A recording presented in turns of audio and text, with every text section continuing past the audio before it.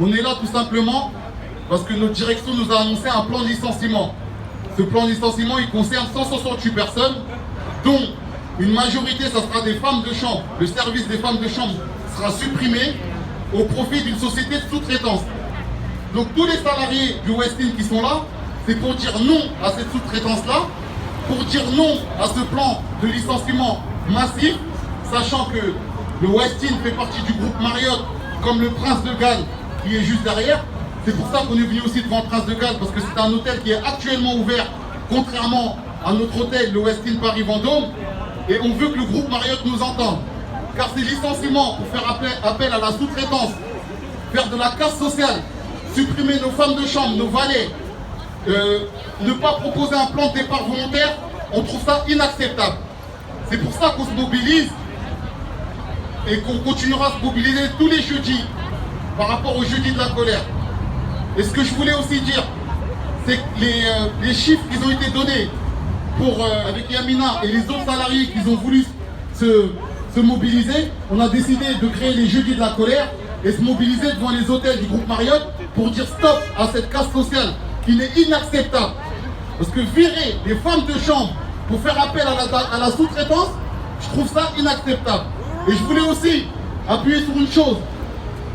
Vous remarquerez qu'on n'a pas d'organisation syndicale bien précise. Dans notre hôtel, on a les trois organisations syndicales qui sont Force ouvrière, la CGT et la CFE-CGC. Ce sont nos délégués syndicaux. Eux, ils appellent à ne pas manifester. Nous, on ne comprend pas cette situation-là, parce qu'ils sont censés nous défendre, et l'impression qu'on a, c'est qu'ils sont main dans la main avec la direction, et qu'ils ne sont pas présents à nos côtés. Donc, j'appelle les politiques aussi à réagir, parce que ces hôtels, ce qu'il ne faut pas oublier, c'est qu'ils ont énormément d'aide du gouvernement. Le chômage partiel, nos salaires sont pris en compte, en grande partie par l'État. Ils ont des aides sur les charges fixes, qui se calculent à des millions. Donc, ils profitent des aides, et à côté, ils licencient. Où est le gouvernement? Où sont les organisations syndicales? Personne n'est là. Notre message, il est très peu relayé auprès des médias. Nous espérons qu'on va continuer notre lutte et que les médias seront à nos côtés pour pointer leur doigt sur ça. Parce que les aides qui sont octroyées à ces multinationales, c'est l'argent du contribuable. Donc ils nous volent notre argent et derrière, ils profitent pour licencier, pour pérenniser leurs profits dans le futur. Et pour faire appel à des sociétés de sous-traitants. Et on ne lâchera rien, on ira jusqu'au bout. Merci à tous. En fait, c'est qu'il n'y a aucun pouvoir décisionnaire. En fait, où sont nos politiques? On en appelle à eux depuis le début de notre mouvement, malgré qu'il y ait quand même toujours des médias, heureusement, pour relayer l'information, pour pouvoir passer le message. Nos politiques ne sont pas présents. Aucun politique n'est là. Je pense que s'ils ne rentrent pas dans ce conflit qu'on est en train de faire contre le PSE, on n'obtiendra rien. On n'obtiendra rien du tout parce qu'une fois de plus, nos organisations syndicales sont corrompues et rien n'avance. Les négociations ont commencé le 15 janvier. Depuis le 15 janvier, on est le 1er avril aujourd'hui et il ne s'est toujours rien passé. Les seules choses que nous avons, c'est déjà ce qui a été... ce sont nos acquis depuis 2014, les accords d'entreprise qui vont jusqu'en 2024. Et rien d'autre. On en appelle aux politiques. Il faut que les politiques viennent nous aider, viennent nous soutenir. Il faut changer cette situation.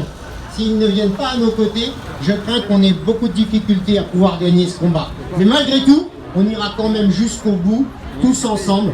On lâchera rien. On lâchera rien du tout. Merci à vous.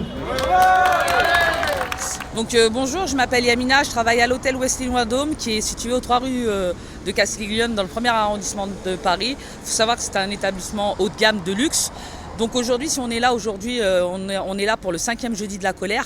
Donc on a créé le collectif des jeudis de la colère. Pourquoi? Parce que le 7 janvier 2021, nous a été annoncé par notre direction un PSE, donc un plan social et économique, qui comporte 168 salariés. Donc aujourd'hui, moi je me bats avec certains de mes collègues afin de pouvoir diminuer ce chiffre et étant moi-même membre du CSE de l'établissement, nous avons mandaté un cabinet d'expertise comptable afin de vérifier les chiffres et les bons dires de notre chère direction. Il s'est avéré que, suite au rapport de l'expert comptable, il s'est avéré qu'en fait ce PSE est une mascarade et qu'il n'y a pas lieu d'être de faire un PSE dans notre établissement. Il faut savoir que nos propriétaires sont Andersen Park et Dubai Holding qui, eux, franchiser notre hôtel sous Marriott, pardon, excusez-moi, je suis émotive, sous Marriott, qui est, je vous rappelle, le plus gros site hôtelier mondial. Donc aujourd'hui, qu'on n'essaie pas de nous faire croire qu'on n'a pas d'argent, qu'ils n'ont pas d'argent pour pouvoir gérer cette crise de la Covid, ce qui est totalement faux. Donc ils se cachent derrière tout ça afin de pouvoir amener à mieux leur projet qui était de rénover l'établissement en 2018. Donc aujourd'hui, on se bat pour ça et on se bat pour garder les emplois. Aujourd'hui, ce qui se passe en France et sur la place de Paris, dans le secteur de l'hôtellerie-restauration, c'est très très grave. En fait, nous, ce qu'on aimerait, en fait, concrètement, ils suppriment un service ancien qui est le housekeeping, c'est-à-dire les femmes de chambre et les valets de chambre. Il faut savoir que ce service-là, dans un hôtel, c'est le cœur de l'hôtel, parce que sans femmes de chambre, forcément, l'hôtel ne tourne pas.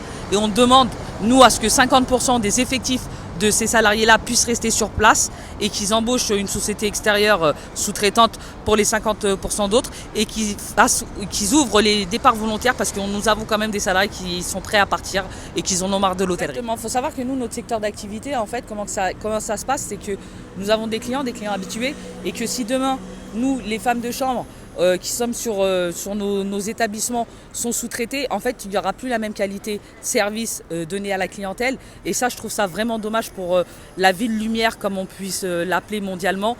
Et que vraiment, il faut garder ces valeurs-là de l'hôtellerie parisienne et qu'il faut qu'on garde nos salariés afin de pouvoir continuer à donner aux clients ce qu'ils ont besoin. En fait, ça a commencé le 7 janvier et nous, on a créé le collectif des Jeudis de la colère depuis le 4 mars.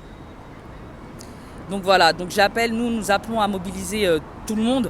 On sait qu'en ce moment, dû à la Covid, plusieurs secteurs d'activité sont touchés. Donc la semaine prochaine, nous serons devant nos locaux qui se situent, je me répète, aux 3 rues de Castiglione. Aujourd'hui, nous étions devant le Prince de Galles. Pourquoi on a choisi cet établissement-là? C'est parce qu'en fait, c'est un des plus beaux hôtels parisiens que détient Marriott. Donc on est venu devant et la semaine prochaine, on retournera chez nous. En fait, il faut savoir que Anderson Part, donc notre propriétaire, est aussi propriétaire de l'hôtel Le Méridien Étoile et qu'il a déjà fait le plan social et économique, donc le PSE, et qu'il a déjà licencié plus de 250 salariés. Donc nous avons appris récemment que le Marriott Rive Gauche aussi part sur un PSE. Donc nous avons appelé nos collègues tout à l'heure encore pour leur demander de venir nous soutenir jeudi afin qu'on puisse se battre en commun.